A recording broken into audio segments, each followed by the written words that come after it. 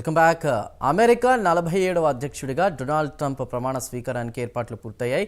జనవరి 20న Trump ప్రమాణ స్వీకారం చేయనున్నారు. ట్రంప్ ప్రమాణ స్వీకారం జరగనున్న సోమవారం రోజున వాషింగ్టన్లో ఉష్ణోగ్రత -11 డిగ్రీల సెల్సియస్ ఉంటుందని వాతావరణ శాఖ అంచనా వేసింది. గడ్డకట్టించే చలి కారణంగా బహిరంగ ప్రదేశంలో కాకుండా క్యాపిటల్ హిల్లోని రొటుండా ఇండోర్ ఆవరణలో ప్రమాణ స్వీకార కార్యక్రమం జరగనుంది.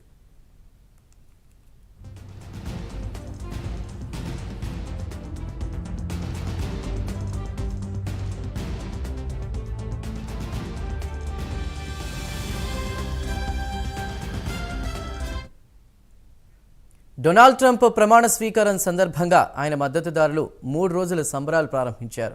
మరోపక్క ట్రంప్ తన కుటుంబ సభ్యులతో సహా వాషింగ్టన్ డీసీకి చేరుకున్నారు. ఫ్లోరిడా నుంచి వాషింగ్టన్ శివార్లలో ఉన్నటువంటి వర్జీనియాలోని స్టెర్లింగ్లో ట్రంప్ నేషనల్ గోల్ఫ్ క్లబ్కు చేరుకున్నారు. అక్కడే సాయంత్రం ఇందులో పాల్గొంటారు. ఈ సందర్భంగా బాణాసంచా కూడా కాల్చారు.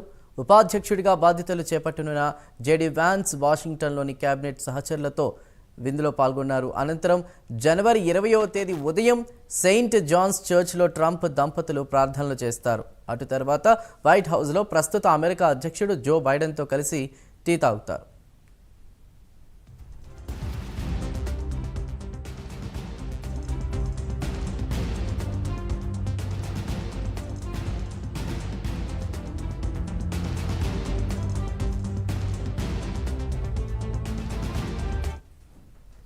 అమెరికా అధ్యక్షుడు జో బైడెన్ నుంచి ట్రంప్ అధ్యక్ష బాధ్యతల్ని స్వీకరించనున్నారు. స్థానిక కాలమానం ప్రకారం జనవరి 20న మధ్యాహ్నం సరిగ్గా 12 గంటలకి ట్రంప్ ప్రమాణ స్వీకారం చేయనున్నారు.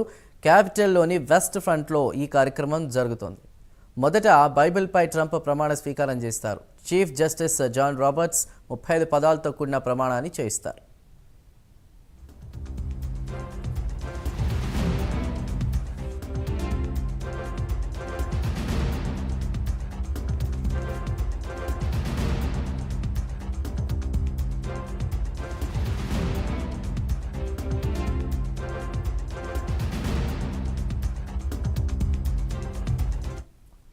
అమెరికన్ రాజ్యాంగానికి లోబడి పనిచేస్తానని ట్రంప్ ప్రమాణం చేయనున్నారు.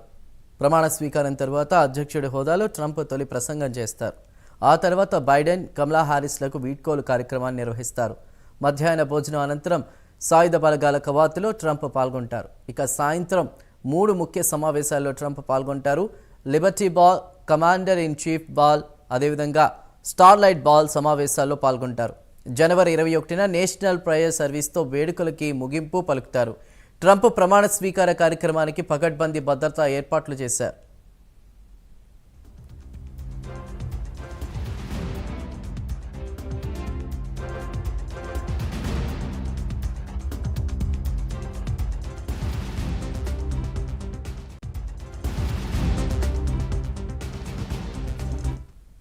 మునుపటిలా కాకుండా కొద్దిమందికే ప్రమాణ స్వీకార కార్యక్రమానికి ఆహ్వానాలు పంపించారు.